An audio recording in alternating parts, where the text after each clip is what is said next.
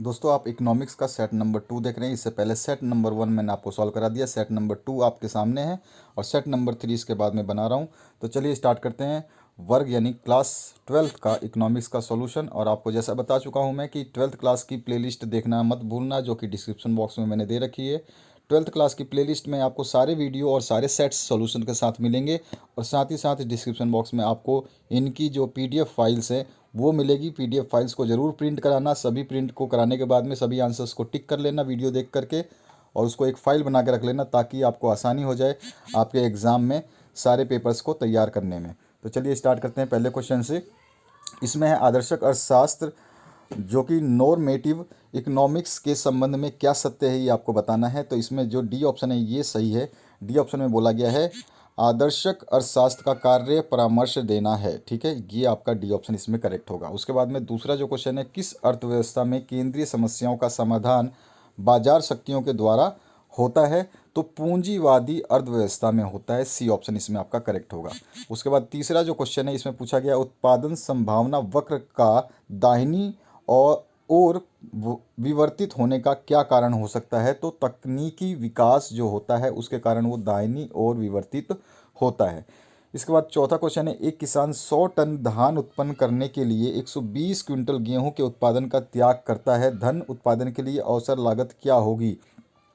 तो उसने अवसर लागत में क्या है कि 120 क्विंटल गेहूं के उत्पादन का त्याग किया, तो अवसर लागत भी आपकी 120 क्विंटल गेहूं हो जाएगी। सी ऑप्शन करेक्ट हो जाएगा। उसके बाद में पांचवा जो क्वेश्चन है इसमें क्या है आपका, एक विवेकशील उपभोक्ता के लिए दो वस्तुओं यानी रसगुल्ला और गुलाब जामुन के निम्न बंडलों का सही अधिमान क्रम क्या होगा, ये आपको बताना है। तो यहाँ पर जो है सही अधिमान जब ए और बी और सी दे रखा है तो इसके हिसाब से आप देखेंगे तो सी में आपका 5-6 है, उसके बाद ए में 4-5 है, उसके बाद में बी में 3-5 है।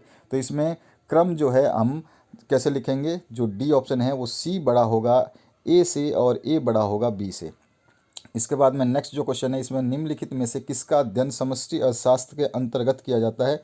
तो सामान्य कीमत स्तर का निर्धारण जो है उसका हम इसमें समष्टि में अध्ययन करते हैं।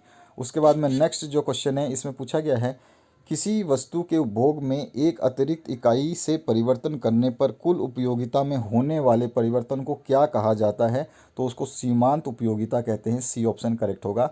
आठवां क्वेश्चन है, कुल उपयोगिता अधिकतम होगी जब सीमांत उपयोगिता का मान खालिस्तान होगा तो शून्य होगा, तब जाके कुल उपयोगिता अधिकतम होगी। उसके बाद आते हैं बढ़िया जो आपका 9th क्वेश्चन है, सारे के सारे सॉल्व करवा रहा हूँ मैं, चिंता करने की जरूरत नहीं है। 9th क्वेश्चन जो है, उदासीनता वक्र के संबंध में कौन सा कथन गलत है?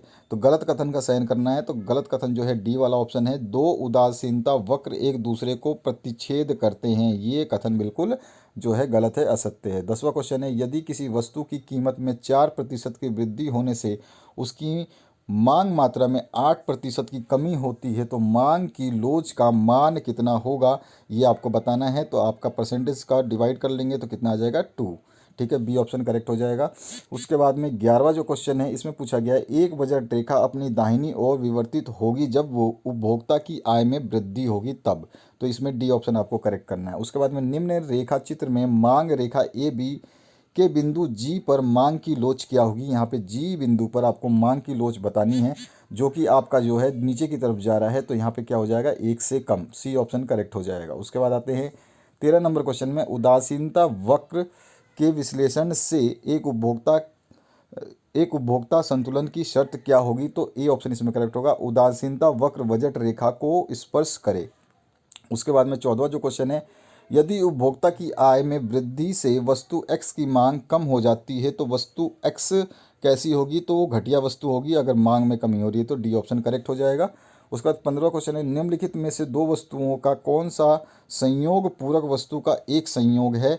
तो चाय और चीनी का। ठीक है, डी ऑप्शन बिल्कुल सही है, चाय और चीनी का। इसके बाद आते हैं नेक्स्ट क्वेश्चन की तरफ। नेक्स्ट क्वेश्चन में 16वां क्वेश्चन पूछा गया आपसे, पूछा गया किसी वस्तु की उत्पादन मात्रा और उत्पत्ति के साधनों के बीच भौतिक संबंध को क्या कहा जाता है? तो उत्पादन फलन कहा जाता है। डी ऑप्शन इसमें आपका करेक्ट हो जाएगा।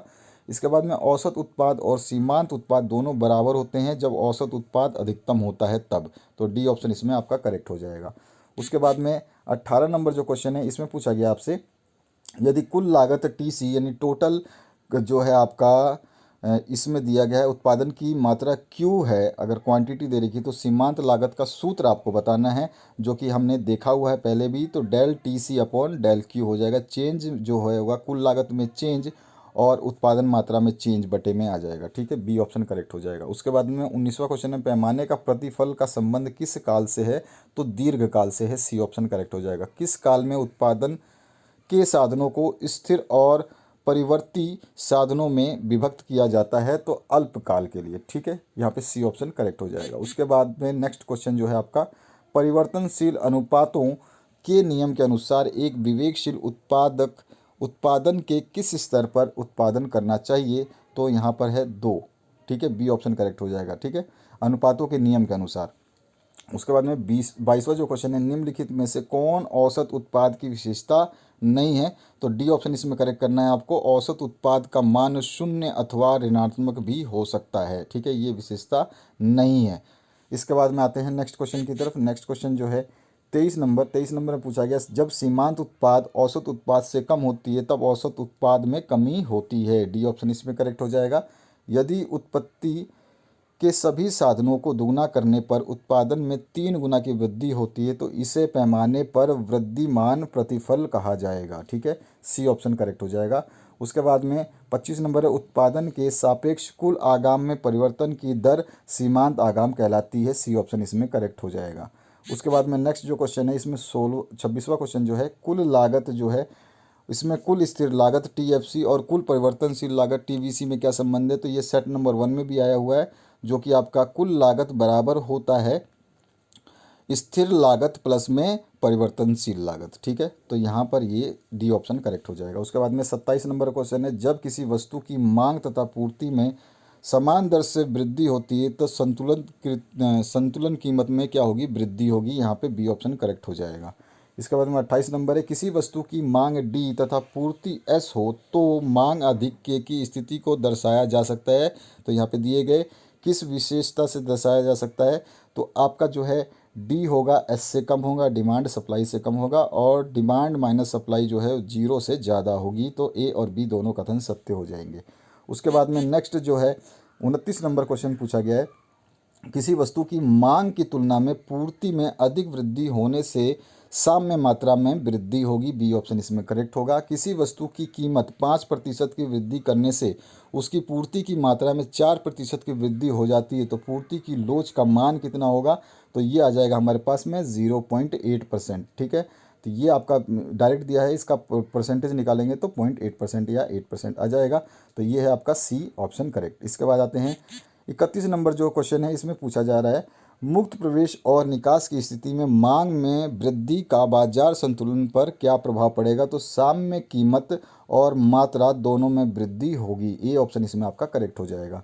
32 नंबर है, मांग आधिक्य की स्थिति में साम्य कीमत में क्या होगी? वृद्धि होगी। बी ऑप्शन इसमें करेक्ट हो जाएगा।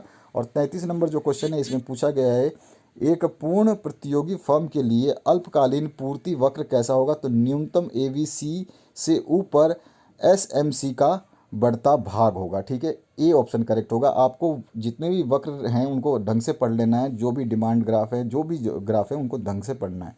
34 नंबर है, पूर्ण प्रतियोगी फर्म के लिए AR और MR में क्या संबंध होता है? तो इसका सूत्र पूछा है। तो जब ये पूर्ण प्रतियोगी फर्म होगा तो उसमें ये दोनों बराबर होंगे। तो यहाँ पे सी ऑप्शन करेक्ट हो जाएगा, AR बराबर MR। इसके बाद आते हैं 35 नंबर क्वेश्चन पे।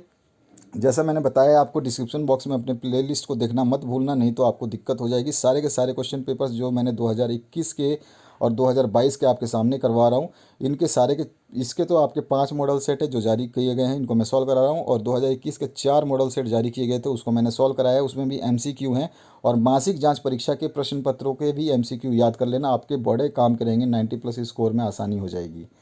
इसके बाद में 35 नंबर जो क्वेश्चन है, समरूप वस्तुओं की उपलब्धता किस प्रकार की बाजार संरचना की विशेषता है? तो पूर्ण प्रतियोगिता बाजार की विशेषता है। ये सी ऑप्शन करेक्ट हो जाएगा। अगर कुल आगम जो है TR वक्र की ढाल को क्या कहा जाएगा? तो उसको AR कहा जाएगा। आपको जैसे अभी अभी हमने ऊपर देखा, दोनों बराबर हो जाते हैं कब?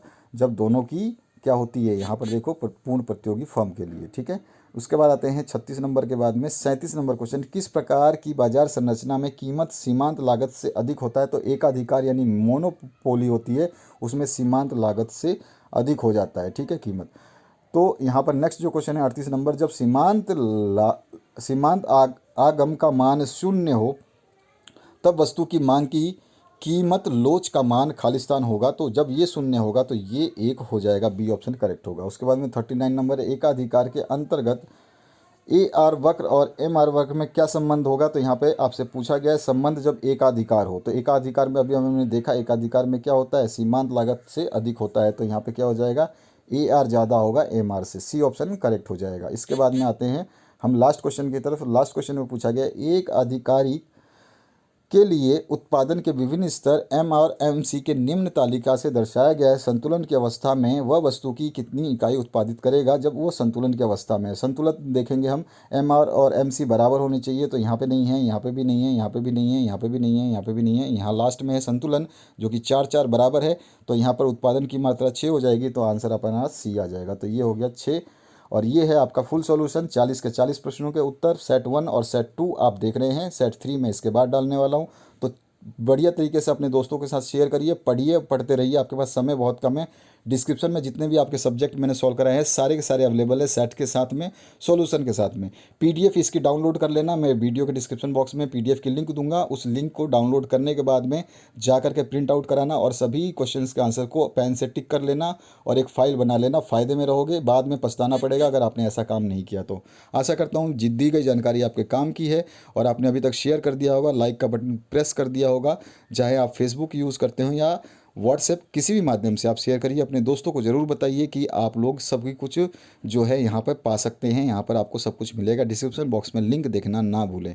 बार बार मैं रिपीट करता हूँ एक ही चीज़, और वो लोग आप बहुत कम लोग जो है वो मानते हैं और बहुत ज़्यादा लोग हैं जो उनको पता ही नहीं चलता डिस्क्रिप्शन बॉक्स कहाँ है और क्या बोला जा रहा है। शायद उनको समझने में तकलीफ़ होती है या तो फिर और कोई प्रॉब्लम है। तो मैं ज़्यादा डिटेल में तो नहीं बोलूँगा, लेकिन हाँ मैं जब भी लाइव आऊँगा तो आप लोगों से बात करूँगा। अभी फ़िलहाल समय की कमी है और सेट्स बहुत ज़्यादा हैं। पहले मैं आपके सारे सेट्स को कंप्लीट करा दूँ ताकि आपके पास सॉल्यूशन रहे। अगर समय कम भी बचेगा आपके पास तो आपको कम से कम पढ़ने का टाइम तो मिलेगा। अगर मैं सेट सॉल्व नहीं करवाऊँगा और आपको सारी डिटेल्स में बताता जाऊँगा तो उसमें लगेगा टाइम और आपके पास बचेगा नहीं समय और आप पढ़ भी नहीं पाओगे, सॉल्यूशन भी नहीं मिल पाएगा। तो आपके सारे सॉल्यूशन से पहले मैं सेट करवा देता हूँ, उसके बाद में समय मिलते ही हम लाइव आकर के जो भी आपकी प्रॉब्लम्स है कमेंट सेक्शन में करते जाइए अपनी प्रॉब्लम्स की डिमांड, मैं उसको सॉल्यूशन कर दूंगा ऑन बोर्ड आकर के लाइव। तो आशा करता हूँ इस वीडियो से आप लोगों को हेल्प मिलेगी। Thank you very much, have a good day. Like जरूर करें और शेयर जरूर करें और चैनल पर नए हैं तो सब्सक्राइब करके घंटी का बटन दबा लें ताकि आपको नोटिफिकेशंस मिलती रहें, क्योंकि मैं जो भी वीडियो डालता हूँ वो नोटिफिकेशंस ऑटोमेटिक जो भी हमारे कैंडिडेट्स हैं, स्टूडेंट्स हैं, उन तक पहुँच जाती है अगर वो सब्सक्राइबर है और बेल आइकन उन्होंने दबा रखा है। तो again thank you very much and best of luck for your examinations. Next set के लिए तैयार रहिए, अभी आने वाला है थोड़ी देर में। Thank you very much once again.